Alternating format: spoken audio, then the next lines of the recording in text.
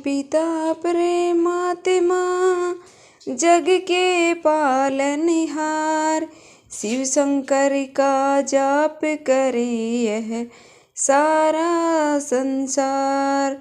ओम नमः शिवाय। पार्वती पते हर हर महादेव। प्रिय भक्तों, भगवान शिव को समर्पित सोमवार के दिन आज हम श्रवण करेंगे सोमवार की व्रत कथा। प्रसिद्ध भोलेनाथ और माता पार्वती की बड़ी ही दुर्लभ और पौराणिक कथा का भी हम श्रवण करेंगे।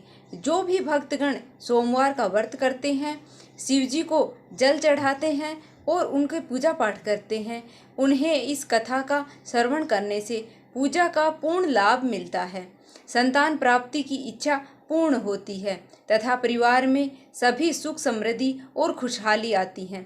शिव जी सहित माता पार्वती और भगवान गणेश जी भी प्रसन्न होते हैं। तो प्रिय भक्तगणों, गणेश जी के मंगलकारी नाम का स्मरण करते हुए कथा का श्रवण करते हैं। ओम गम गणपते नमः। हे देवादिदेव, हे महादेव, हे भूतनाथ, हे भगवान, हे परम पिता परमेश्वर, हे भोलेनाथ, अपने भक्तों को मनोरथ पूर्ण करो। भगवान उमामती, शिव शंभु, हर हर महादेव। सोमवार व्रत कथा के अनुसार श्रीनगर में एक धनी व्यापारी रहता था। दूर दूर तक उसका व्यापार फैला हुआ था। नगर के सभी लोग उस व्यापारी का सम्मान किया करते थे।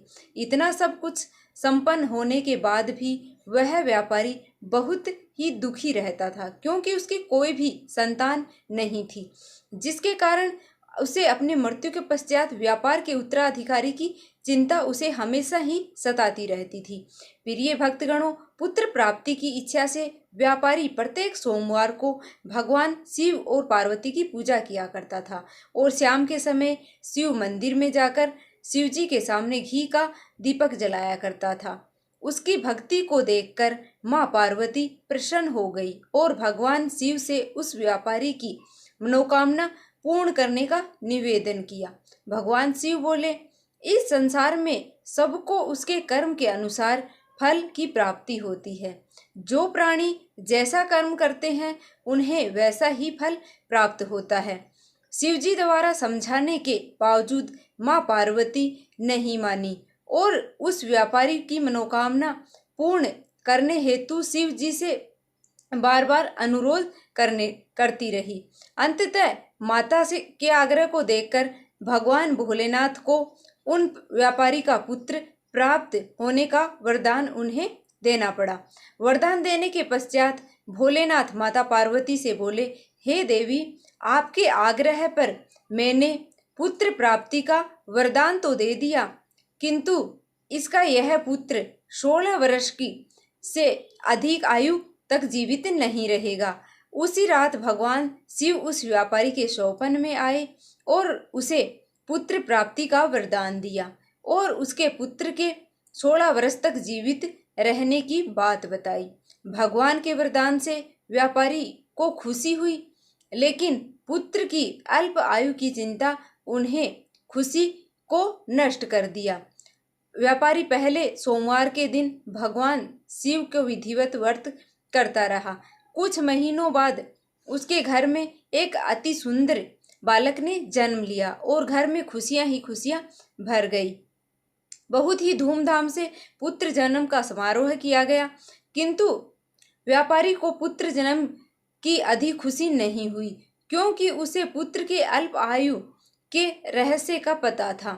जब पुत्र 12 वर्ष का हुआ तो व्यापारी ने उसे उसके मामा के साथ पढ़ने के लिए वाराणसी भेज दिया। लड़का अपने मामा के साथ शिक्षा प्राप्ति हेतु चल दिया। अब रास्ते में जहाँ भी मामा भांजे विश्राम हेतु रुकते, वहीं यज्ञ करते और ब्राह्मणों को भोजन कराते। लंबी यात्रा के बाद मामा भांजे एक नगर में पहुँचे। उस दिन नगर के राजा की कन्या का विवाह था, जिसके कारण पूरे नगर को सजाया गया था।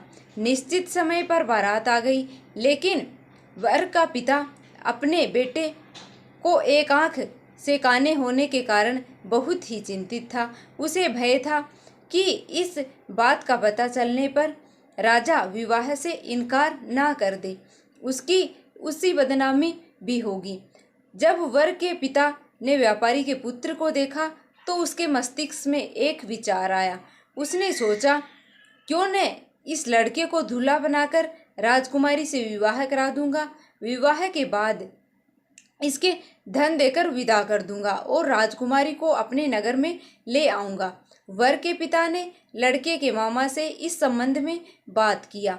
मामा ने धन मिलने के लालच में वर के पिता से बात की और स्वीकार कर लिया।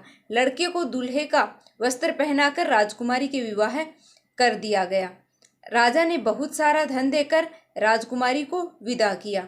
शादी के बाद लड़का जब राजकुमारी के साथ लौट रहा था तो वह सच में नहीं छिपा सका और उसने राजकुमारी के ओढ़नी पर लिख दिया कि हे राजकुमारी, तुम्हारा विवाह मेरे साथ हुआ था। मैं तो वाराणसी में पढ़ने जा रहा हूँ और अब तुम्हें जिस नवयुवक की पत्नी बनना पड़ेगा वह कान्हा है। इस प्रकार से उसने सारी बातें राजकुमारी को बता दी। जब राजकुमारी ने अपनी ओढ़नी पर लिखा हुआ पढ़ा तो उसने काने लड़के के साथ जाने से इनकार कर दिया। राजा को जब यह सारी बातें पता चली तो उसने राजकुमारी को महल में ही रख लिया। अब देखिए, उधर लड़का अपने मामा के साथ वाराणसी में पहुंच गया, गुरुकुल में पढ़ना शुरू कर दिया। जब उसकी आयु 16 वर्ष की हो गई तो उसने यज्ञ किया।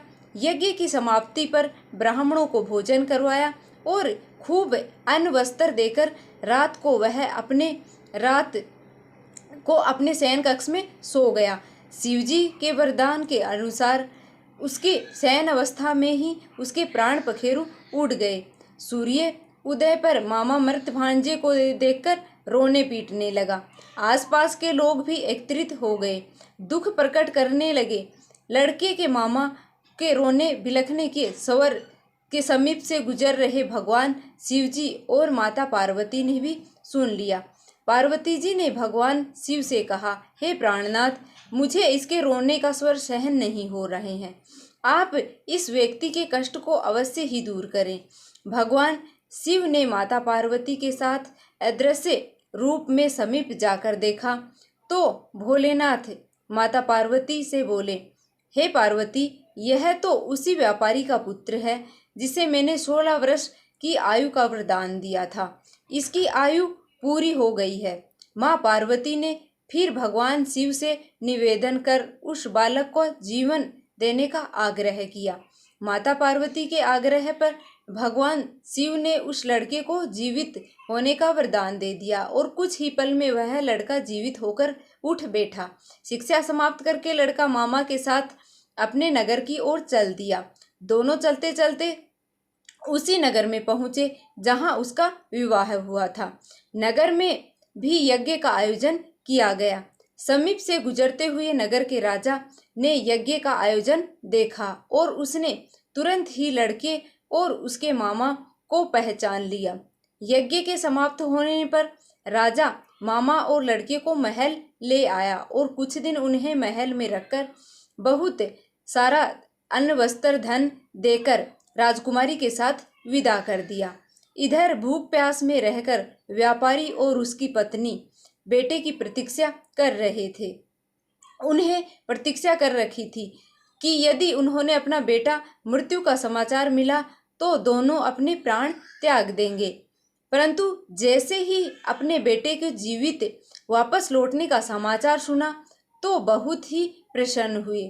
वह अपनी पत्नी और मित्रों के साथ नगर के द्वार पर पहुंचा। अपने बेटे के विवाह का समाचार सुनकर पुत्र वधू राजकुमारी को देखकर उसकी खुशी का कोई ठिकाना नहीं रहा। उसी रात भगवान शिव ने व्यापारी के स्वप्न में आकर कहा, हे सृष्टि, मैंने तेरे सोमवार के व्रत करने और कथा सुनने से प्रसन्न होकर तेरे पुत्र को लंबी आयु का वरदान प्रदान किया है।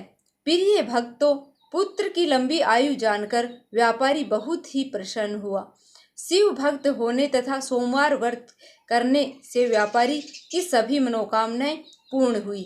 इसी प्रकार से जो भी भक्त सोमवार को विधिवत व्रत करते हैं व्रत की कथा सुनते हैं उनकी सभी इच्छाएं पूर्ण होती हैं। हे भोलेनाथ, जैसे आपने उस साहूकार को दिया उसी तरह सभी भक्तों को देना, कथा कहानी कहने वालों को और सुनने वाले को, साथ ही हुंकार भरने वाले को, सभी भक्तों को देना। ओम नमः शिवाय। हर हर महादेव। सोमवार व्रत कथा के अनुसार बहुत पहले विजय आदित्य नाम का एक राजा राज करता था। वह शिवजी का परम भक्त था। उसने संगमरमर के पत्थर से शिवजी का एक बहुत सुंदर और विशाल मंदिर बनवाया और उन्हें प्रसन्न करने के लिए नए नए तरीके सोचा करता था। एक दिन राजा ने सोचा कि श्रावण का मंगलमय महीना आरंभ हो गया है। श्रावण में सोमवार के दिन भगवान भोलेनाथ अत्यंत ही प्रसन्न होते हैं, तो इसलिए क्यों न इसका लाभ उठाया जाए। राजा ने पूरे नगर में घोषणा करवा दिया कि नगर के समस्त व्यक्ति जिसके घर में जितना भी दूध हो, एक बूंद बचाए बिना सारा दूध भगवान शिव को अर्पित करेंगे, उसके कुंड को उस दूध से भर देंगे। यह घोषणा सुनते ही नगर के सभी लोग एकत्रित हो गए।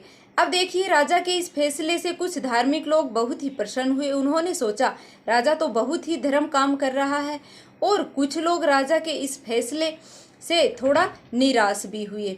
उन्होंने अपना पूरा का पूरा दूध मंदिर में चढ़ाना ठीक नहीं लगा। अपने राजा की सारी घोषणा सुन के सभी लोग अपने अपने घर चले गए।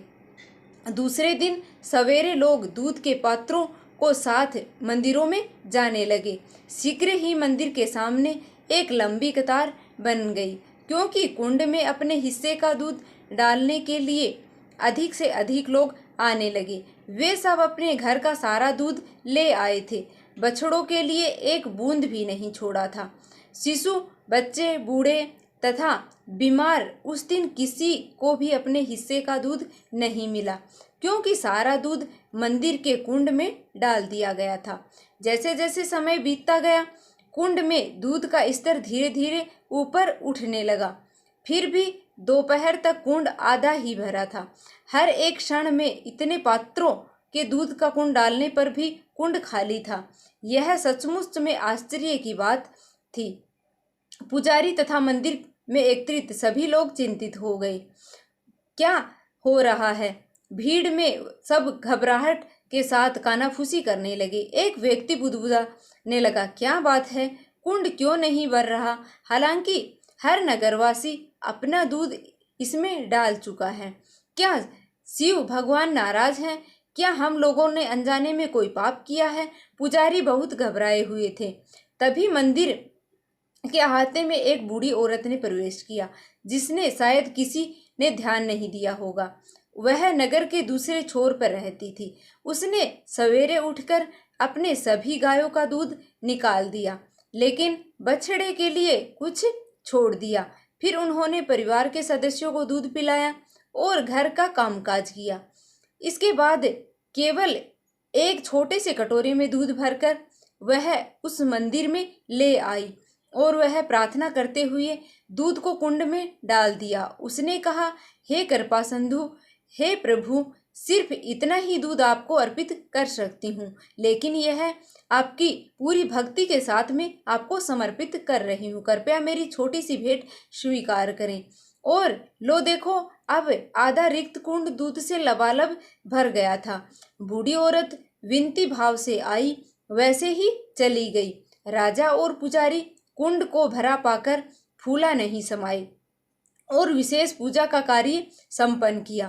प्रिय भक्तों, अब देखिए, अगले सोमवार को वैसा ही हुआ। नगर के सभी नगरवासियों ने ईमानदारी से कुंड में अपने अपने दूध डाल दिया।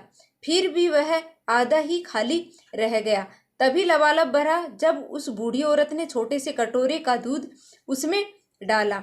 इस चमत्कार को देखकर सभी चकित रह गए। राजा ने इस रहस्य की तह तक जाने का निश्चय किया। इसलिए तीसरे सोमवार को राजा सवेरे ही कुंड के निकट पहरेदार के भेष में खड़ा था और हर घटना का निगरानी करने लगा। पहले की तरह लोग अपने अपने दूध को अर्पित करने के लिए कुंड के निकट पंक्ति लगाकर आने लगे, लेकिन दूध का स्तर आधा ही था, कुंड के ऊपर ना हुआ। तभी बूढ़ी औरत एक कटोरा भर दूध ले आई और ऊंचे स्वर में प्रार्थना करने लगी, हे प्रभु, मैं जितना दूध बचा सकी हूँ वह आपको समर्पित है। मुझे विश्वास है कि आप अपनी असीम कृपा से इसे स्वीकार करेंगे। कृपा करके आशीर्वाद दें जिससे मुझे अपनी धारणा पर दृढ़ बने रहने में शक्ति प्रदान हो। तब उसने कुंड में अपना दूध डाल दिया। जैसे ही वह वापस जाने को मुड़ी कि राजा के बेस में बदलकर निगरानी कर रहा था, वह देखकर चकित रह गया कि कुंड दूध का लबालब भर गया है। उसने दौड़कर बूढ़ी औरत को रुकने के लिए कहा। डर से कांपती हुई वह बोली, मुझे क्यों रोक रहे हो? मैंने क्या किया है? या राजा ने कहा, डरो मत, मैं जानता हूँ तुमने कुछ नहीं किया। इतने में ही लोग साथ लाए हुए दूध को कुंड में डाल रहे थे। फिर आधा कुंड से ज़्यादा नहीं भरा, लेकिन तुमने जैसे ही इस छोटे से कटोरे भर से दूध डाला, कुंड अचानक लबालब भर गया। क्या बात है, बता सकती हो ऐसा क्यों हुआ? बूढ़ी औरत ने उत्तर दिया, महाराज, मैं एक माँ हूँ और माँ कभी अपने बच्चे को भूखा देखना नहीं सहन कर सकती। इसलिए मैंने आपकी आज्ञा का पालन नहीं किया और गायों से दूध निकालते समय मैंने कुछ दूध बछड़ों के लिए छोड़ दिया और फिर सब बच्चों को पिला दिया। इसके बाद जो दूध बचा वही पूजा के लिए लेकर आई हूँ। हे राजन, भगवान भी माता के समान है। वे नहीं चाहते कि बच्चों को भूखा मारे।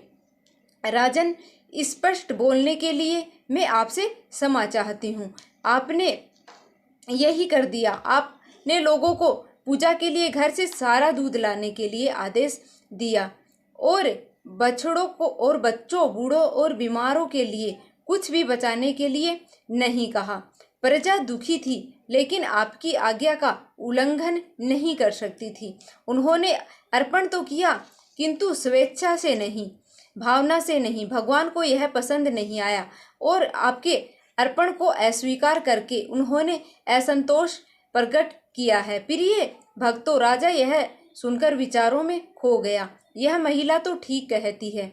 राजा को भी अपनी प्रजा के लिए माता के समान होना चाहिए, जो उसके स्वास्थ्य और सुख का ध्यान रखे। लेकिन मैं अपनी पूजा के लिए उन्हें दूध देने पर मजबूर करके महापाप कर रहा था।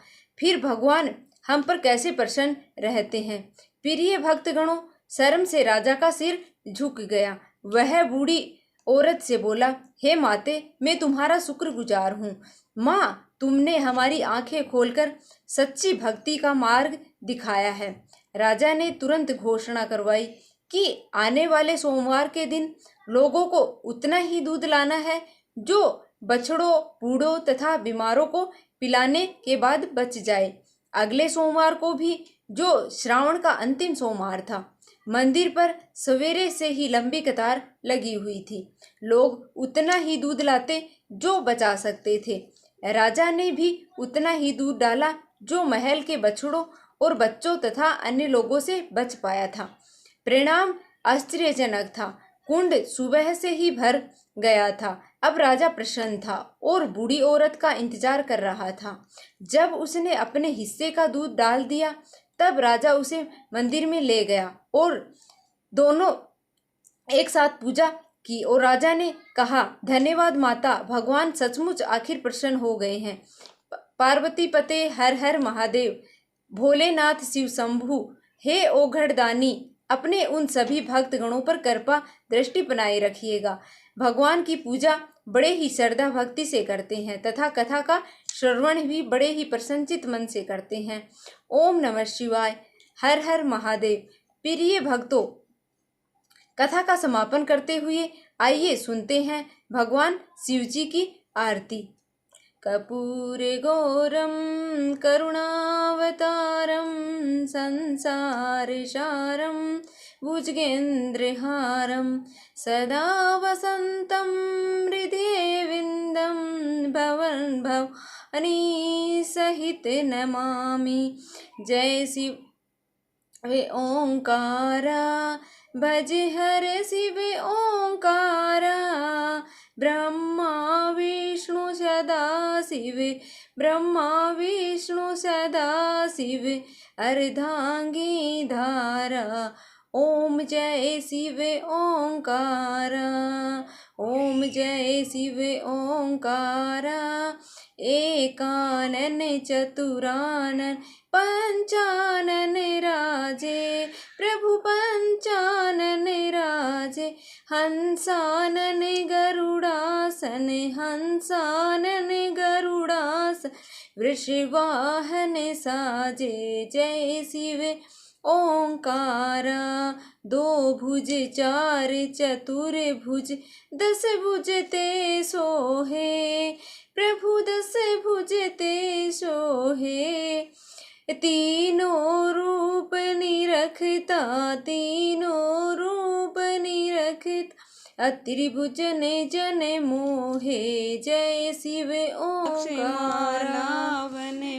आला मुड़े माला धारी, चंदन मृग मद चंदा भोले शिष धारी, ओम जय शिव ओंकारा, जय शिव ओंकारा, प्रभु जय शिव ओंकारा।